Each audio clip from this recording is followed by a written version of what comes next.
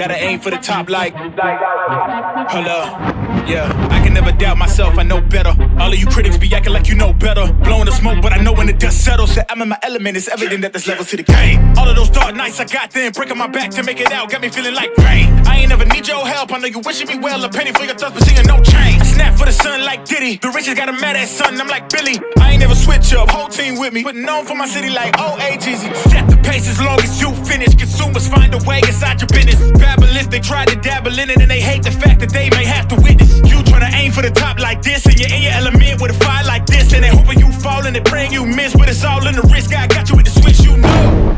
I'm in the zone, give me the throne. One shot, that's all that you got. That's all that I know. Foot on the gas, 155 on the road. You could be a friend of me, an enemy. Keep that same old energy, cause I know. Hello and welcome to another edition of the Printing Money Podcast. I'm your host, Travis Cochran, and we are joined by Big Al. What up, brother? What's up, man? Merry Christmas to you, buddy. Hey, Merry Christmas, brother. Merry Christmas to all the Printing Money fans, and it was indeed magical. What a Monday we had, man. Just cleaning the boards. We didn't miss a thing. 3-0. Well, 3-0 for the games. We're a lot better than that, though, on other first halves, quarters, and all that. Yeah. It was a wild ride, man. I kind of want to give everybody kind of a retake, if we will, of where we were right, where we were wrong, what we obviously missed on, and what we were, in fact, absolutely printing with, because it was that kind of a weekend, man. We started the week, I was 10 for 10? 10 for 10 between the Monday night and the Thursday night game with props, over-unders, etc. Then we rolled right on into Saturday, had a very good morning, clean sweep the first two games. Then we get crushed in the Saturday evening game where the Buffalo Bills just did not show up. It was a rough game. We had started the week 10 for 10. We went 0 for 6 in that game, I believe. And then we rolled into Christmas Eve, and not a really good follow-up on Sunday. Christmas Eve was pretty poor. I got roughed up pretty good.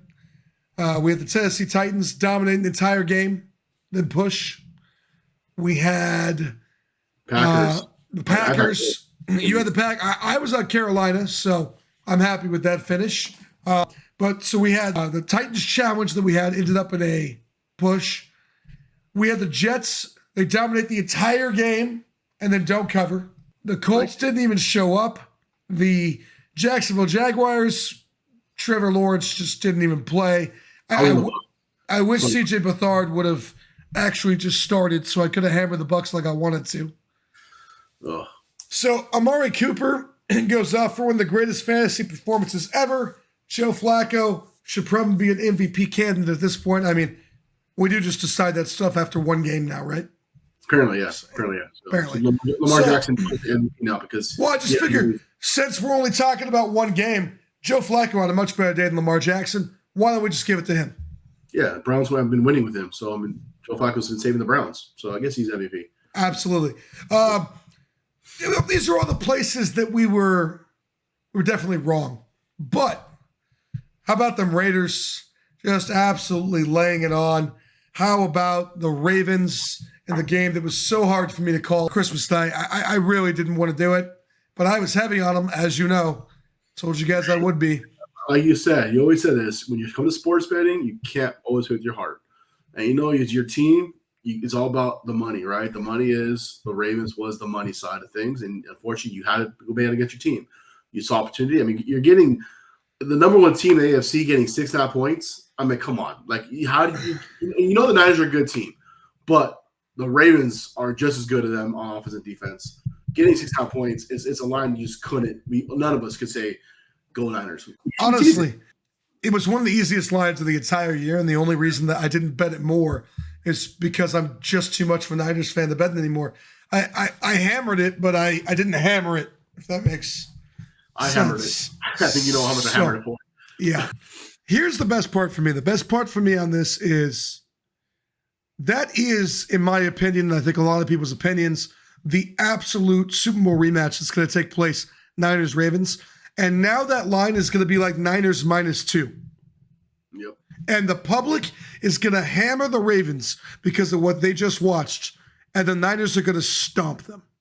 Because for all the turnovers, as bad as Brock Purdy played, and as bad as really everyone played, there's a bunch of drops. The defense didn't really show up. Lamar was able to kind of move at will. They still only won the game by 14 points. They could have won the game by 50. Yeah. They won the game by 14 points.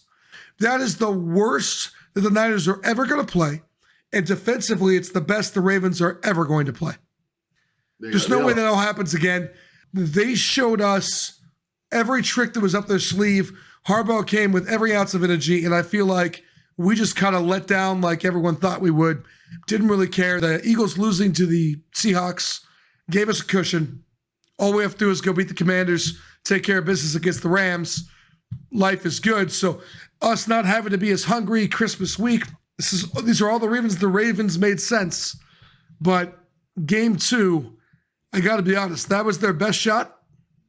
I kind of like the Niners by quite a bit. And I think that point spread they just gave us is a huge favor in that game. Oh, I would have loved to see the Niners win because, obviously we both have props on Niners getting the 12 wins. So I would love to just have that done out of the way. Would have loved to have the Niners already clinched or be, the number 1 seed. But, it's okay. Now they got to win. They got to win out, right? They got to win out or they have to win out, or we need the Lions and the Eagles to lose. 1 game. Yeah. Okay. All right. So, anyways, that's where we were right. That's where we were wrong. Ultimately, if you stuck with us all weekend long, we made money. So that was good. Another winning week. Is it the amounts we wanted? Maybe not. But I'll take it. I think we've got a winning slate this week. Let's jump right in. Thursday night, the very last Thursday night football game of the year. The dynamic, and I mean dynamic, New York Jets offense, which is prolific if they only have to go half the field in the time, faces off against Joe Peyton Manning Flacco, throwing it down the field to Amari Cooper, who looks like the second coming of Jerry Rice. They're out playing flag football. Flacco's pointing like this. Amari's running. He's just throwing it 70 yards, and no one plays defense. This should be amazing. I can't wait. Browns -7.5. How do you feel about it, Big Al, on Thursday night? One more time. I don't know about this game. It's really a toss-up for me. I feel that 7.5 hook is really enticing to the Jets. But then again, I look at the Jets defense when they just blew it against the Commanders. They barely won the game, So it's a tough. And then the Browns are at home. They're a really good defense at home. Joe Flacco has really emerged that team and made the team looking like a playoff contender in that AFC conference. Obviously, just having a quarterback. I guess I would have to lean on the Browns here at 7.5. I don't like the half point, but I just don't see the Browns not winning this game. I mean, they should win the game by double digits. Really, they should. It is a tough game, and for me, I think it's just. I would go with the Browns. I'll lead the Browns. I can't choose really a pick between 7.5 or the over under. If I had to choose, honestly, a bet on this game, I would probably take the team total on the Browns first half, and the game team total first half is 9.5 team total first half. And 20.5 for the game. I think the Browns can score 10 points in the first half. I think that's very doable. I know that Jets even is good, but they're not as good on the road. So I go with the Browns team total, 9.5 first half and 20.5 for the game. That's my bet. Well, let me make this perfectly clear to everyone. There are some games in the NFL that I just refuse to bet, and this is one of them. I think the Jets have absolutely quit. I don't think they care at all. I think the Browns, on the other hand, have shown us that Joe Flacco is better 7 years later. I have zero faith that Amari Cooper can keep this up. I have zero faith that Joe Flacco can keep this up. I have zero faith in how injured they are as a football team. I have zero faith in the Jets. I have zero want to watch this game on Thursday Night Football with the line of 34.5 in bad weather with players I don't care about. I'm good, man. I'm good. Just walk away. Yeah, This is not interesting. This doesn't seem fun. Joe Flacco is absolutely no one to get 7.5. The Jets are absolutely no one to bet. I don't know where the value in this game is because there is no value in this game. Yeah. I'm confused. If you want my honest opinion, the Browns blow them out. Blow them out. But I'm not laying 7.5 with the Cleveland Browns. Apparently, I'm alone because 80% of the money is currently on Cleveland. So, what do I know? If you're going to pick a side, you want to be a degenerate, lay the Browns, I guess. I'm good. Yeah, like I said, I agree with you on this. It's kind of the game I just stay away from. I just don't know with 7.5 points. That hook makes a big difference. If I was getting 6.5, obviously I'm going to go with the Browns. 7, sure, because I don't have potential to push. But honestly, I think the safest bet this week on this game, is to take the first half team total and the game team total. The Browns should score over 3 touchdowns this game. I mean, assuming Cooper plays, because I know Cooper didn't practice today. So that's a big deal. If Cooper don't play, that's a huge weapon that Flacco loses. So obviously, if Flacco has Cooper, then go with the team total in the over. If he doesn't have Cooper, then I might just go under this game, or just I said stay away from the game. I should just stay away from the game. Okay, stay the fuck away from this game. Well, I just watched this man try to tell me that Amari Cooper is the most important player in the NFL. In fact, considering the MVPs are decided in one game, Big Al, why don't we just go Amari Cooper MVP? Nah, Flacco. There, you heard it here first, guys. Joe Flacco. Dallas Cowboys, speaking of people that should not be winning MVPs, Dak Prescott. Speaking of people not in the Coach of the Year race, Mike McCarthy.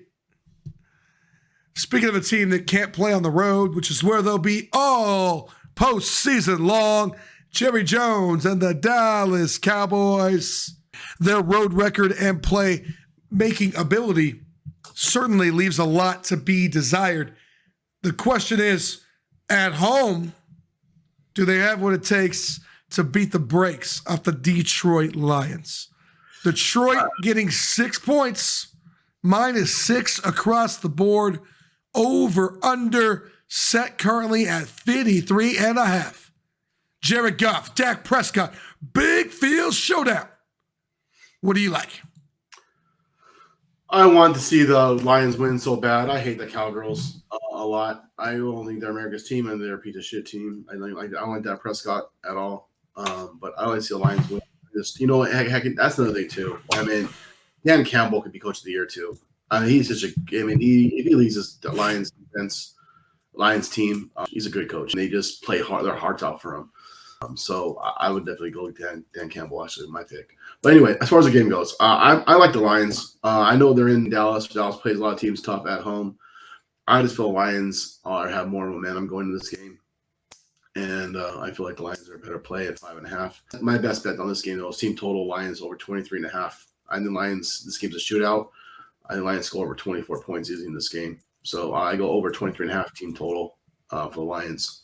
That's my play on this game. Challenge. On the team total? Dallas, -6. Challenge. No challenge. The Dallas Cowboys is the answer here, as much as I hate to say it. The fact of the matter is they are phenomenal at home. Mike McCarthy doesn't have to do anything. It's great. They're going to get out to a lead, and they're going to give Jared Goff a dose of exactly what he doesn't want. Micah Parsons. Jared Goff is terrible against the blitz. Jared Goff is terrible at playing from behind. The Dallas Cowboys are phenomenal at blitzing, especially when they get ahead. If the Dallas Cowboys get a lead in this game, watch for them to rout the Detroit Lions. This is not the Bills defense. This is not the Dolphins defense. They don't pass rush that way. They can't stop Tony Pollard that way. They have no answer for CeeDee Lamb in the secondary. I actually think Dallas rolls here. It's another home blowout. And everyone's going to be right back on the how about damn Cowboys until they go on the road in the playoffs and lose immediately. This is what happens. I do not think the Lions are playing for that much here. I don't really think they're stealing home field advantage from the Niners, the Eagles. Not they're not going to try. I just think this game means a lot more than the Cowboys. And I think they're going to practice like it means a lot more than the Cowboys. I think McCarthy and Jones are down these guys' throat right now. Or I think Dan Campbell's got a crying quarterback celebrating cigar-winning, victories for the first time since 1993. To me, the Lions Super Bowl was last weekend. They are so happy to have won this division. They're not hungry anymore. Dallas shows up very hungry on Sunday, and by the time the Detroit Lions realize the kind of fight that they're in for, the game is over. Actually, you make a good point. I retract my statement. I actually like the Cowboys now. I think about it. I hate to do it, but it's the Cowboys. They're playing for a lot more. They're playing for a lot more, and they're at home. And covering a touchdown against a Lions really bad defense. It's not that hard to do. Not that hard to do. So, total team total in the Cowboys is 29.5 for the game. Cowboys should score 30 points in this game. I don't see how they don't score 30 points in this game against that defense. So, Cowboys could very well be up 21-7 in the first half or 21-10. If the Cowboys don't score over 30 points in this game, they don't win this game. Yeah. So, I mean, I like the Cowboys team total first half in the game, actually. I think about it. I like that as well. Miami Dolphins going to travel out to Baltimore, Maryland. Lamar Jackson, fresh off being crowned the league's MVP. Oh, I'm sorry. I'm 2 weeks early. Lamar Jackson playing host to Tua. Tua 2-0 in his career against Lamar. Should that matter at all? Both teams have a chance to lock down the number 1 seed. If Miami's going to get it done, they got to get it done this week. Baltimore Ravens -3.5, fresh off that clean performance over the San Francisco 49ers last week. But now they're traveling home. Short rest. Mike McDaniels, his team is ready. What do you think about Baltimore? Is Harbaugh ready to go? Oh, yeah. Ravens will be ready to go. And Mike McDaniels is ready to get his 5th loss and lose the number 1 seed. But I think Ravens win this game. 3 points is nothing at home. Ravens win this game by a touchdown easily. That defense is way better than the Dolphins' defense. Tua struggles against good defensive opponents, and he's on the road. If especially Waddle don't play, that means they're going to have Kyle Hamilton and their corners all over Tyreek Hill. I just don't see them relying on anyone else. Tyreek Hill is being double covered. I know he's fast as hell, but you got good corners on the Baltimore Ravens. I just don't see how any way possible that this Dolphins team wins this game. They haven't beat anyone of significance this year. So what makes you think they're going to beat the Ravens in Baltimore? No chance. Take the Ravens -3. That's a good line. And that's my play of the game. So Kyle Hamilton is injured right now. He injured his knee in the 4th quarter of the 49ers game. They do not know if he's going to play this week. You're aware of that, right? Yeah, I know. But if he practices tomorrow or Friday. I mean, his knee's not severe. MRI was all negative. So here's what I'll tell you. This line was 3 2 weeks ago. If you, like me, thought in the look-ahead line segment that the 49ers were going to lose to the Ravens, or there was a very good possibility the Ravens were certainly going to cover, which we did on this podcast, that it made sense to also go bet the Baltimore line at -3 because the only way for it to move was up. So I did that. I have Baltimore -3. That's why it's not on your lock it in, because I don't like it nearly as much at 3.5. And neither does anybody else. 63% of the money, of the bets, 73% of the money currently sitting on the Dolphins. So I don't think this line's getting to 4 or 5 unless you get some pro group that comes and hammers Ravens on the hook. But I can't imagine that you would do that when the odds are that this line's coming back for you. So I like it at 3. I think you take the Ravens at 3. I just don't think there's any rush to take them at 3.5. And I think that gives you more time to find out about Hamilton, because if Hamilton doesn't play, give me the Dolphins in the hook. I think Tyreek eats them alive. Yeah. I mean, Hamilton's playing this game because he's a key part of that defense. So unless you already laid it like me and got 3, I don't think you could lay it at 3.5. That would be my advice in this game. Yeah. Right now I'm looking at Caesars at 3.5 and looking at one of our other books we mutually bet with. They're at 3.5. Oh, they're at 3 -120. Another one of our books. There's a public book right now, 3 -118. So it's coming back the Ravens' direction for sure. Yeah, 3 -120 on one, 3 -115 on the other, 3.5 with Caesars. So if you get it at 3, get the 3. So you're saying right now, if I get it at 3, lock it in right now at 3. I believe so. Yeah, I think the Ravens will win this game. I do think this is a very tough spot for them. They're coming off that huge win last week in San Francisco. We've talked about how teams fare the week after they play San Francisco. It's a short week for them, even though they're coming home. They're not going to get much practice in. Whereas Miami should be pretty rested. I mean, it was a physical game against Dallas. But, I don't know. I just think the Ravens are the much more physical team. I think they will cover it. But I don't think they blow them out here. I think this is a letdown spot for Baltimore. I just don't know if they let down enough. I mean, Miami might be without Waddle and without Mostert. So that's two big offensive weapons might be out. Yeah, it's a problem. I think Baltimore's the answer, but I'm not over here screaming lock it in. Yeah. The Buffalo Bills playing host to the New England Patriots. A lot of line movement on this one and going in the way I wasn't expecting either. New England getting more points after how bad Buffalo looked last week and how good New England looked against those Denver Broncos. I don't know what shifted the line here. It opened at 12. I've seen the 13 across the board, 13.5 in one spot, over under 40.5. A game with that low of a total. I think I like New England in the divisional showdown here. How do you feel now? Yeah, I mean, here's the thing with the Bills, man. Like you and Sean always said, they either blow out a team or they lose, or barely win. It's never like, oh yeah, we barely covered the point spread. They never do that. They either don't cover and they barely win the game, or they just dominate the fuck out of the team. So obviously, division game, the Patriots want to knock the Bills out of the playoffs, and they know if they beat the Bills, it just dwindles their chances of making the playoffs. So I know Bill Belichick's going to want to win this game bad just for the fact that he's playing against the division. But at the same time, the Bills are at home. And when they're at home, they play really good football. Weather is not an issue because both teams play in bad weather. So they're used to playing in really cold temperatures. It doesn't matter with them whether it's snowing, whether it's raining. They don't care. They always figure things out. So I just feel, man, like New England getting 13 points, it's just a big point spread. I want to bet New England just because of what I saw recently with them. But then I hate every time I bet against the Bills at home when they're big point spreads, they seem to fucking cover. I don't know with this game. It's just too hard a game for me to choose. I find a game I'm going to stay away from.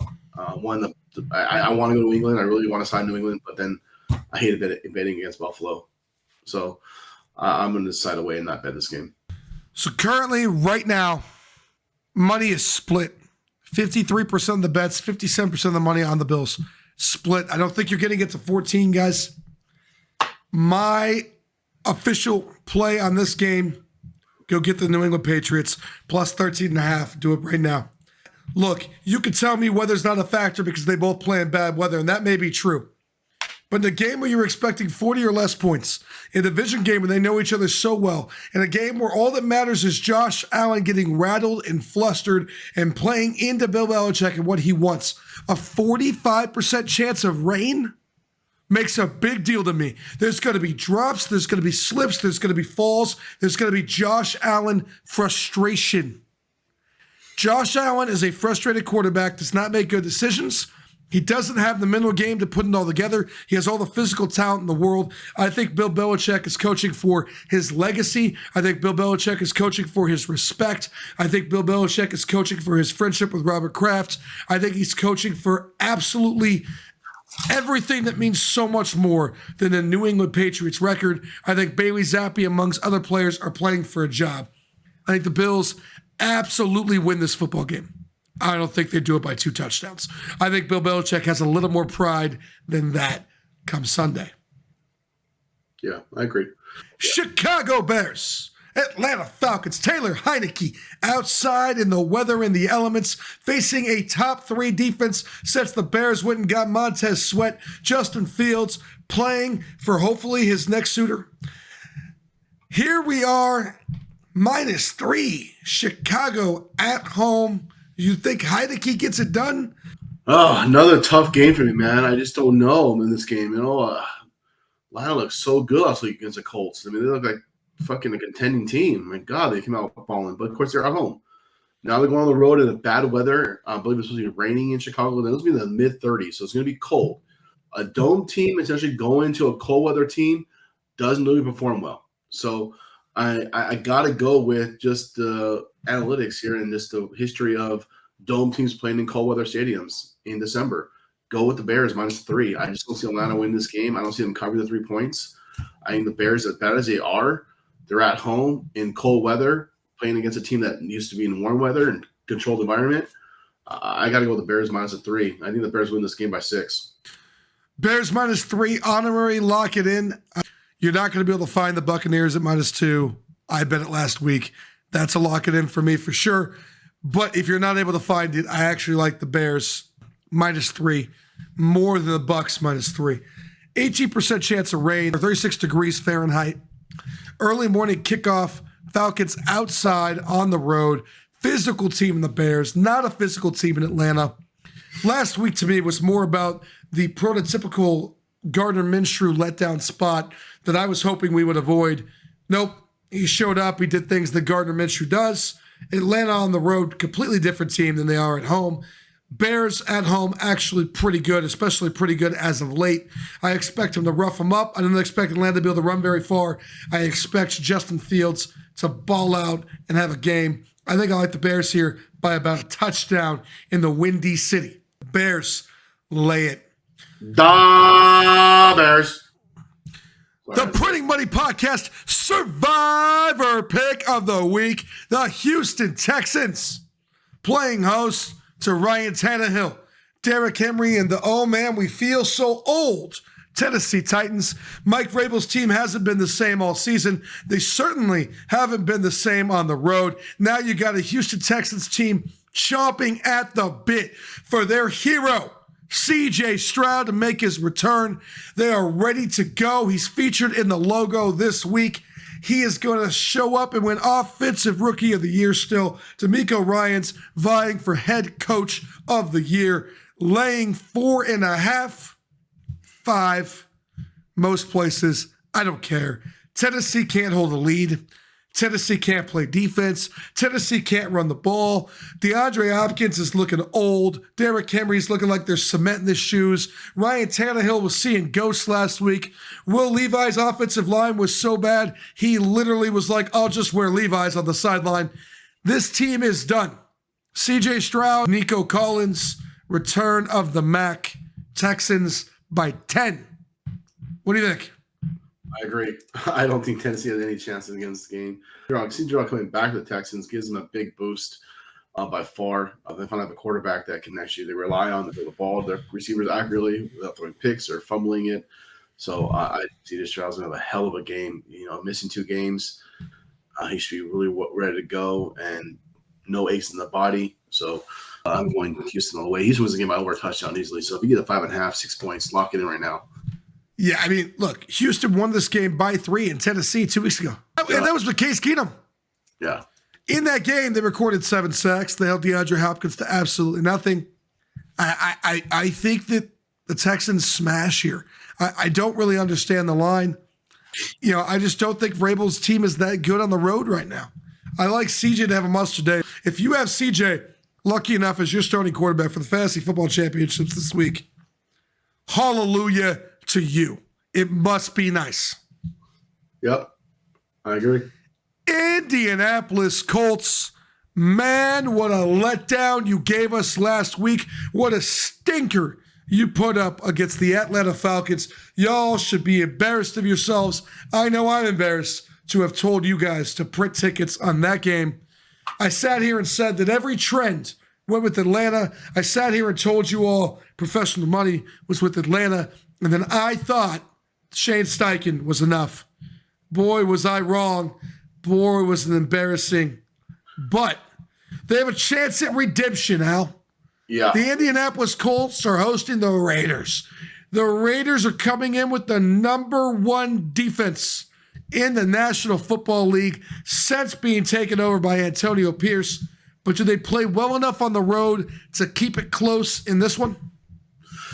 I believe they do. Honestly, we're Colts have struggled at home mightily. We've won only 3 games at home this year. We have 2 final home games against the Raiders and the Texans. We need to win this game for our playoffs and division hopes. I mean, also the Jaguars are playing the fucking Panthers at home. I mean, whether they have TJ Beathard, a quarterback, or Trevor Lawrence, if Beathard can't beat the Panthers, then the Jaguars don't deserve to even win this fucking division. So the Colts need to win this game, like with all means necessary. The only problem is the Raiders have always given the Colts problems. This will be the third time in the last 8 seasons that the Raiders are battling the Colts at the end of the year with playoff implications on the line. The last time the Raiders played in Indianapolis, Colts needed to win one game at the final 3 games to lock a playoff spot. And, of course, Carson Wentz, the piece of shit quarterback that he is, couldn't beat the Raiders at home and win and lose the next 2 games and go out of the playoffs.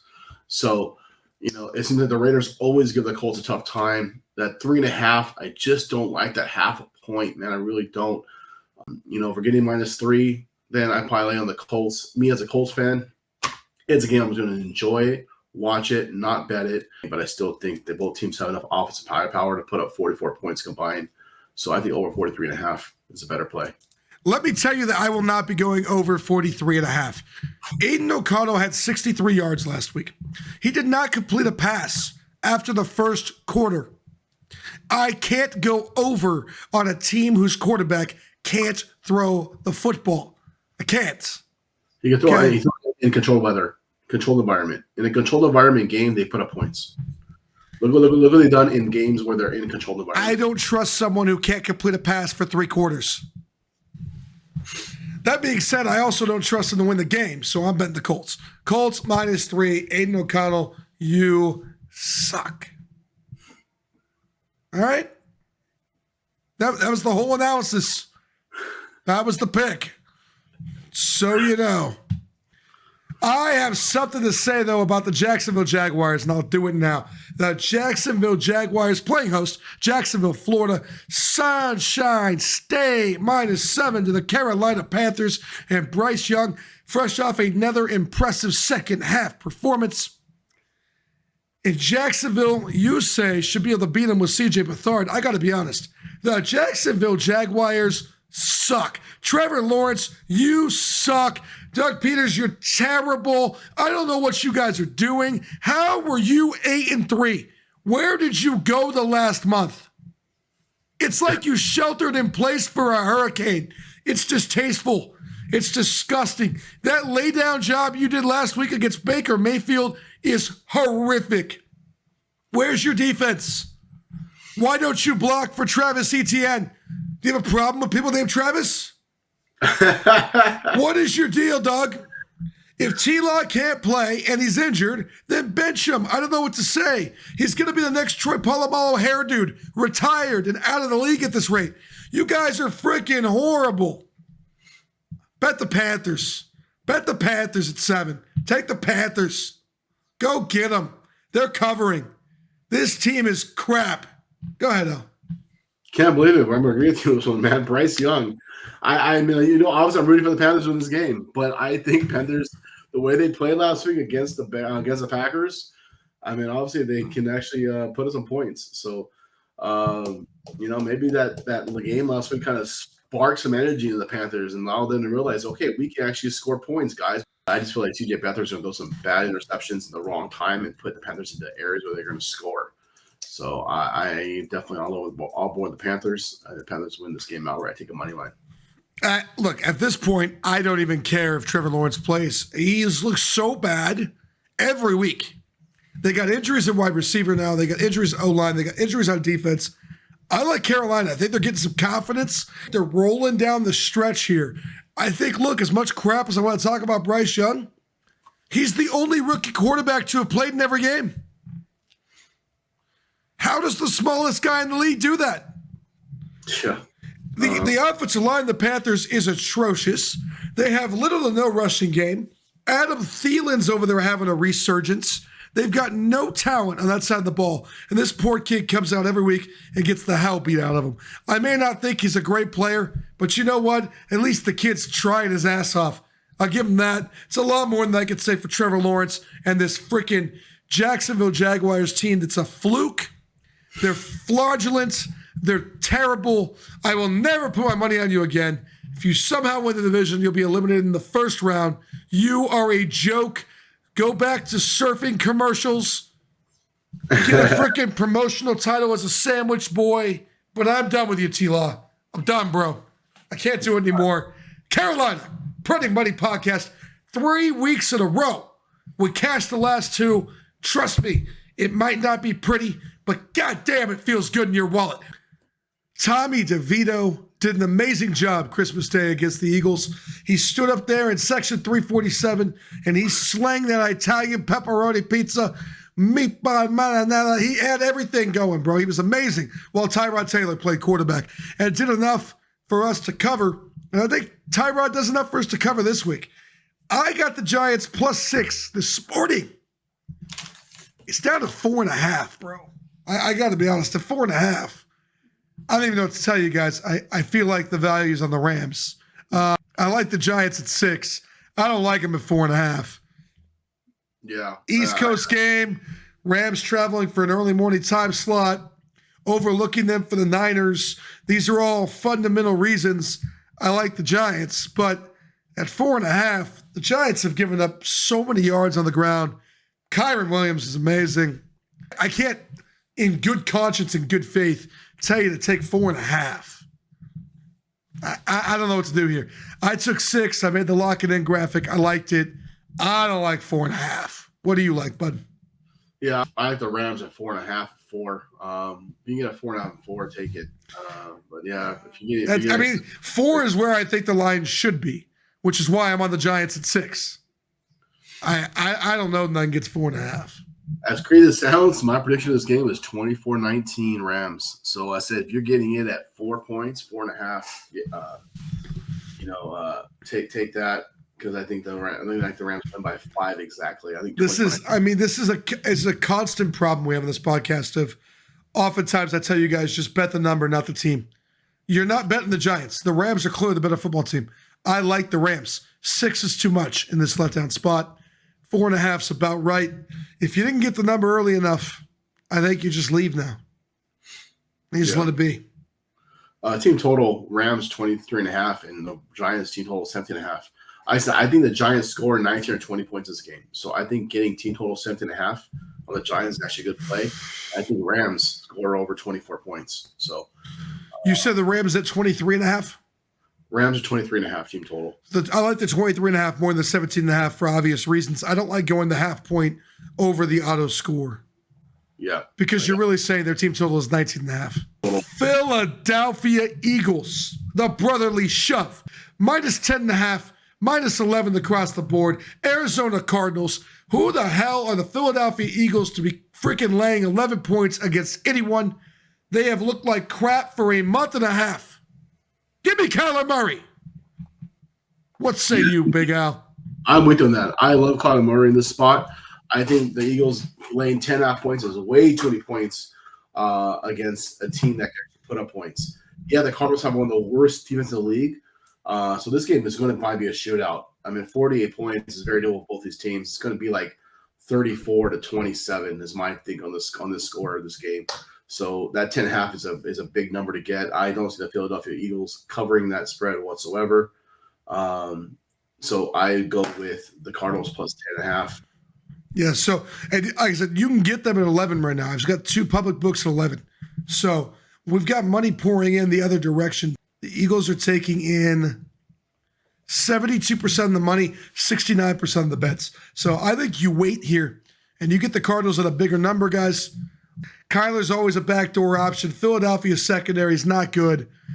There's a whole lot of reasons here just to like the Cardinals in general. I like Philadelphia team total overs. I like the over. Cardinals have no defense. I like Philly to run it up quite good. I just think 11's a lot. 11's a lot. I'm not behind Philly holding on to leads here, acting like they have a shutdown defense when they clearly don't. They had so many chances to blow out the Giants, and they just couldn't do it. Why would I have any reason to believe they're going to do it to what I think is a better offense in the Cardinals? Yeah, and I'm also leaning on the team totals in this game as well. Take the Cardinals, Eagles team total first half and the game. You can get Cardinals team total first half, 8.5, 17.5 for the game. I told you, I think Cardinals scored 27. So, that's why I feel the Cardinals scoring over 20 points. You're getting 17.5, take that. And Eagles are at 29.5 for the game. I think 30 points in the game is very doable for the Eagles. Like I said, 34-27 is my final score in this game. Take the team total over. Tampa Bay Buccaneers, the Fighting Baker Mayfields, the greatest show on Swampland. Derek Carr, Dennis Allen coming into town. Aren't you scared? No, I'm not scared at all. Buccaneers, the Saints suck. I just don't see how like the Saints, win this game though. I just don't see it. Like they're on the road. Derek Carr is just not the Derek Carr we expected to see this season. Like, I mean, so many high hopes when the Raiders traded the Carr to the Saints. I thought, okay, he's going to his old coordinator's head coach. He's going to the coach to his old coordinator. So you got to figure there's going to be some good chemistry there. You have Olave there. They brought back Jimmy Graham, and that might be some spiked on offense. You have Michael Thomas there. You had Alvin Kamara, Jamal Williams. I mean, he had all these weapons around him. And Carr he's just horrible. Like, he is terrible in the pocket, takes too many sacks, throws so many bad balls. He's on the road, playing in a hostile environment in Tampa Bay. Tampa Bay is so, like, pumped up right now with how well they're playing as a team, as a unit. Todd Bowles has really got this team going on all cylinders, and only having to cover 2.5 points seems, winning by a field goal seems so logical. I don't see how the Buccaneers don't win this by more than a field goal. Look, I want to fade the Bucs so bad here. It is the biggest letdown spot in the world, but I can't. The Saints just haven't earned my respect. Speaking of teams who have currently lost a little bit of my respect, the Washington Commanders are going to play host to the San Francisco 49ers. San Francisco minus 13. I've lost a little respect for both teams in the last few days. But the Niners are going to destroy the Commanders. Your thoughts, Big Al? I agree with you on this. I don't see how the Commanders can keep up with the Niners. I know Jacoby Brissett is now the starter. Sam Howell's been benched. I don't care. I know everyone's like, oh, but what about Jacoby Brissett? And putting firepower in this Commanders offense and they scored points with Brissett. Yeah, they have, but they also haven't played a defense like the Niners. So I just don't see how the Commanders can keep up with the Niners offense, and that defense is going to be angry. They're angry right now. That Niners angry. They lost at home to a really good team, and they didn't just lose there. They got smoked. So they should have lost by 28 points. So they only lost by 14. But that Niners team is angry, is hungry. They want to win this. They want to lock in the number 1 seed. They need this. They want this. So go Niners all the way. This game's going to be like 34-10 if the Niners are lucky to get 10 points. Probably like a late garbage touchdown on the end. It'll be like 34-3 and a garbage touchdown on the end. So take the Niners all the way. They're going to cover easily 14 points, 21 points, whatever the fucking spread is, 12.5 easily. Take the Niners. You said it. You hit the nail on the head. The Niners are pissed off. Kyle Shanahan is pissed off. Brock Purdy saying things like, my team prepared. My team worked their ass off. My team was ready for this game. I've got to be better. Nobody's in that locker room making excuses for what happened to the Ravens. They're just mad. They're embarrassed. It was on their home field. It was a preview of what everyone thinks the Super Bowl is right now. All their guys lost stock in the MVP race. They are going to come out and dominate this football game from the second the whistle's blown till the second it's done. I expect it to look collegiate. I expect them to run them over. I expect them to run the score. I expect Purdy and McCaffrey to have monster games. I expect the defense to pitch almost a shutout. Honestly, I think they're just going to come out here and dominate from the opening whistle. The Commanders are not in the same league as the 49ers. I wouldn't want a pissed off San Francisco 49ers team playing anyone in the National Football League. Yeah. Bad day to be a Commanders fan. 100%. The Pittsburgh Steelers are going to travel to Seattle. Seattle Seahawks are getting 3 and a hook across the board, minus 3 and a hook. Who are the Seattle Seahawks to be favored by 3 and a hook over anyone? Yeah. I mean, I know they're home. I think because the fact that they came off being the Eagles last week. I like Mike Tomlin. I mean, what is Mike Tomlin as underdog? I mean, his record is phenomenal. When Mike Tomlin's getting points, you take Mike Tomlin. I like the Steelers a lot in this game. They're playing for a lot more. I don't see the Seahawks winning this game. So go Pittsburgh with a plus 3 points, 3.5 again. No! Challenge! You like Seahawks, huh? Challenge. No. I like it when Al challenges it, because that means I win. Without the challenge, I don't know how much I like it. Oh, Look,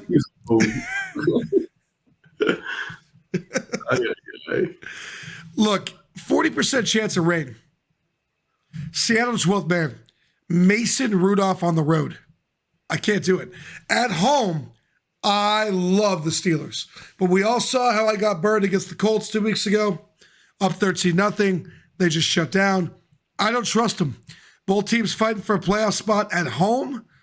I trust the Seahawks. I like it a lot more at 3 than 3.5. That's why it's not locked in. But I'm certainly not taking the Steelers here. I don't like them as a road team this year. I don't like Mason Rudolph at all. 56% of the bets, 62% of the money currently right now on Seattle. So you're not going to get any cheaper, guys. You got to lay the hook or not bet it. I'm choosing not to bet it, but I don't have confidence in the Steelers this week.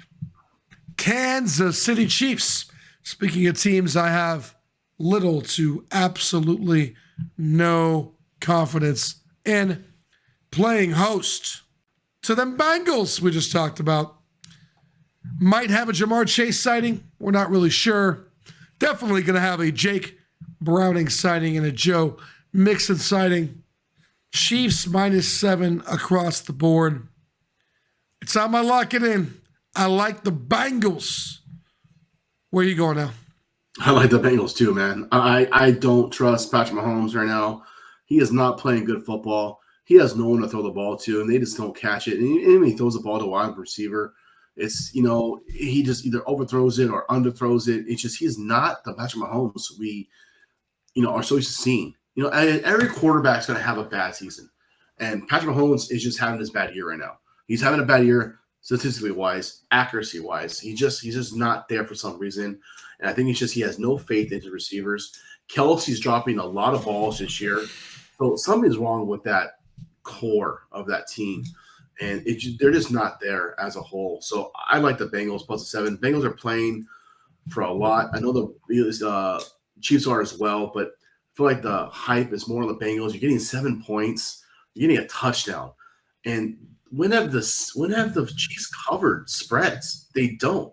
I don't care if they're at home or on the road. They don't cover point spreads. They may cover 1 point when they win or 2 points, but they don't cover a touchdown. And the Bengals are coming off a loss, and they need to win this game to have their playoff hopes alive. Jake Browning has been really well for what he is, for what we never expected to happen with Joe Burrow. I mean, no one thought the Bengals would even be in the playoff chances without Joe Burrow. So the fact that they're actually in the playoff run is pretty amazing. So I take the Bengals with those 7 points, and it's a lot of points to be giving. If the Chiefs are favored by 2.5, 3, of course I go Chiefs, but 7 points, no chance. Give me the Bengals. I love it when I get to just host. It's so nice. Al could not be more right on everything he said. For all of those reasons, Bengals. I'm going to add very small tidbits. Mahomes is angry this year. He's screaming along the sideline. Kelsey seems distracted this year. They got no other talent around him. Andy Reid seems to have kind of taken his finger off the pulse of the team. Kind of weird for Andy Reid to do that. I certainly don't think the Chiefs are going to be a playoff contender. I do think they're going to manage to win the division. I can't trust the Chiefs over a field goal against anyone, period. I was so happy. We were so quick to lay 10.5 with the Raiders last week. Yeah. I'm so happy to lay the Bengals +7.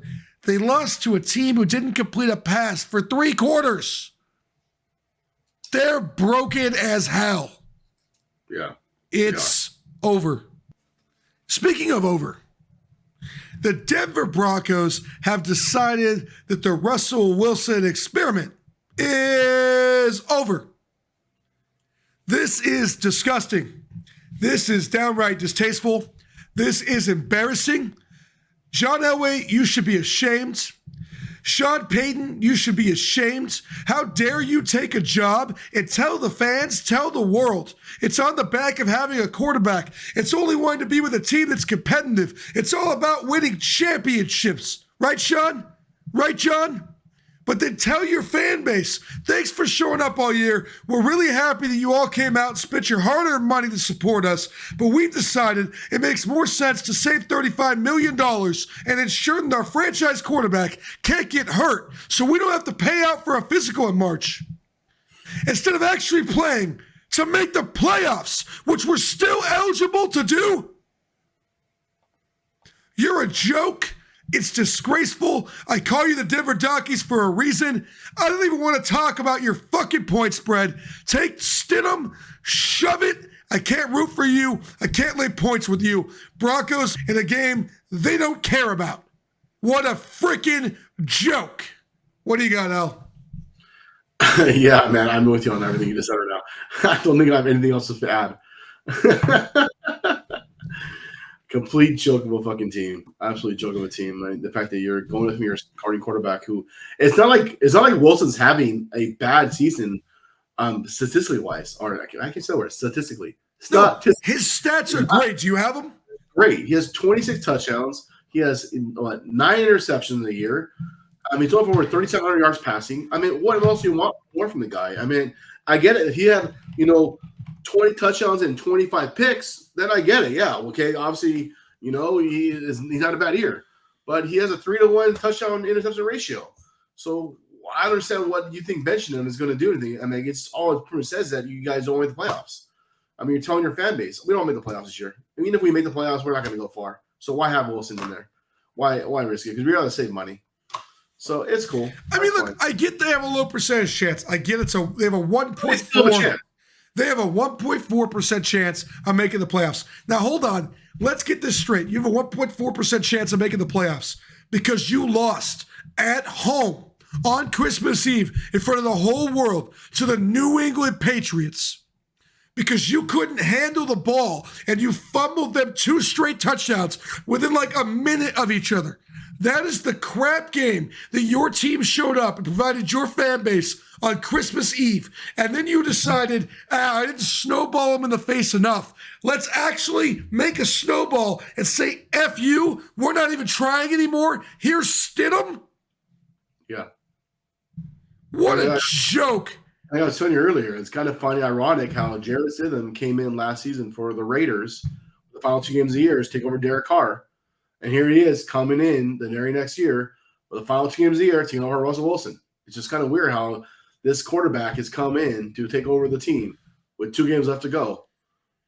I mean, it's just kind of weird. I'm just sorry. This is a joke of a franchise. I am fired up. This is complete bullshit. I'm so happy I am not a Denver Broncos fan. I'll tell you right now, I'd be picking a new team. I hope they boycott the game. I hope nobody shows up. I hope you lose $37 million in jersey sales, merchandise, beer, and popcorn. You cheapskate, spineless bastards in Denver. This is sick. Absolutely sick. Go Eason. Eason's sick, baby. Let's go, kid. You got this.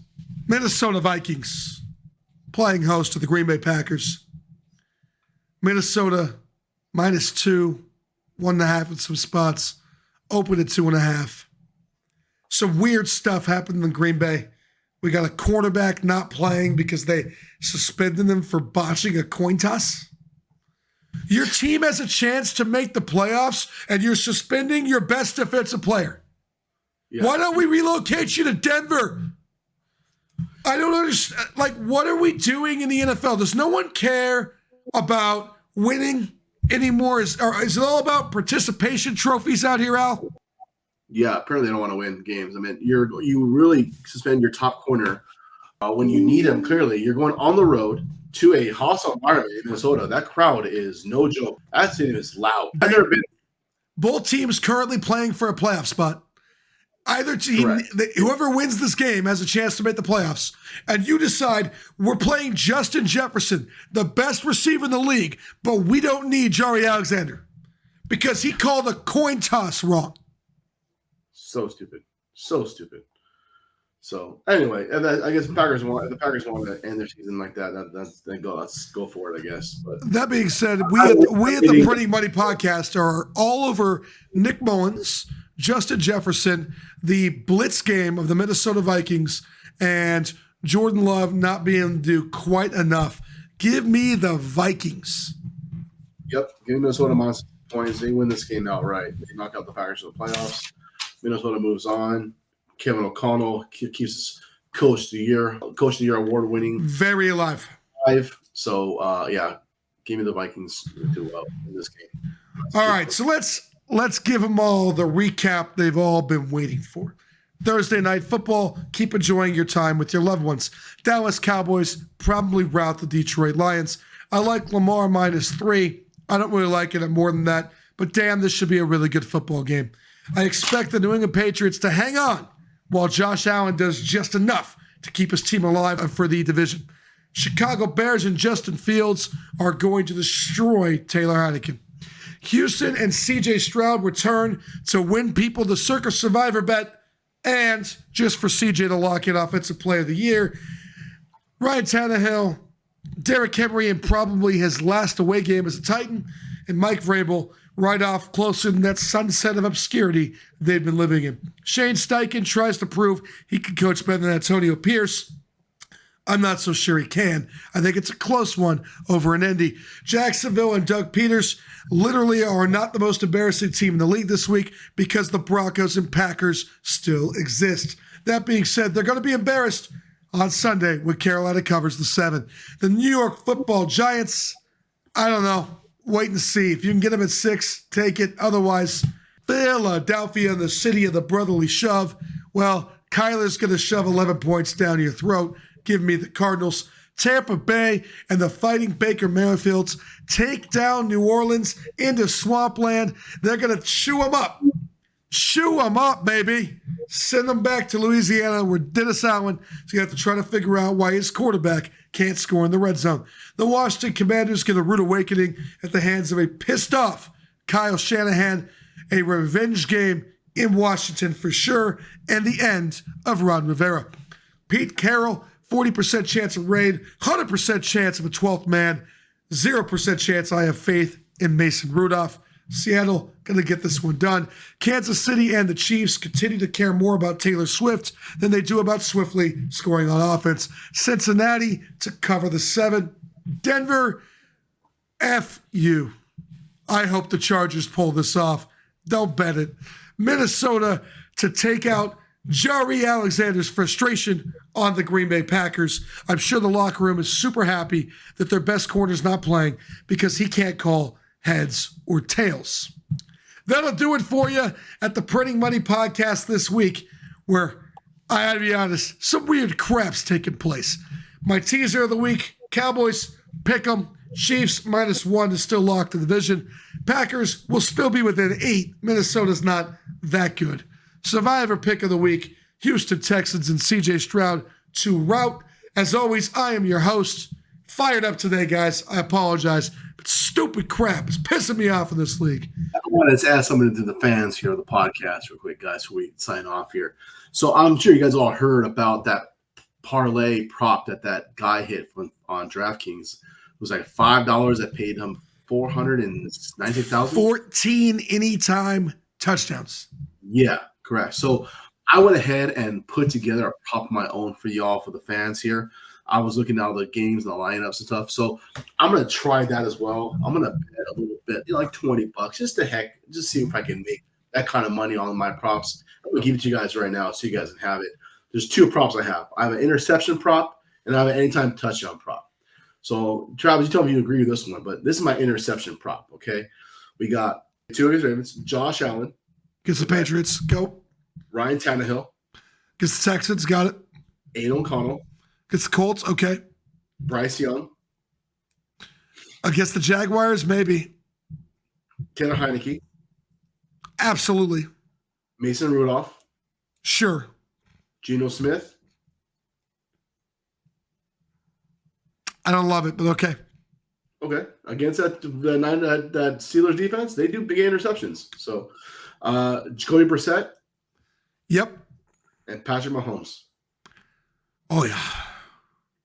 10-team parlay on all those interceptions. I mean, if you want to eliminate 2 or 3 of them, go 7-teamer, go for it. But that's That's my interception prop. I think I swap out a few. I don't know that Bryce Young throws a pick this week. I swap him out for Nick Mullins, I think. Nick Mullins, okay. I think I swap out. I swap in Jared Goff against Dallas for Geno Smith. I think those are the two changes I make. But I actually like those as well. All right, I missed those ones. I actually like those. All right, so I like those. All right. We'll figure something out here. Hold on, Jared Stidham against the Chargers. That's the no pick. Okay, Throwing a pick for sure. There's Stidham. Okay. And then here's my touchdown prop. Anytime touchdown prop. Okay. And this one you'll like. CeeDee Lamb. Yes. Amon-Ra St. Brown. Yes. Gus Edwards. I don't like it. Ooh, okay. Stephon Diggs. Yes. Kyron Williams. Absolutely. Cooper Kupp. I don't like it. James Conner.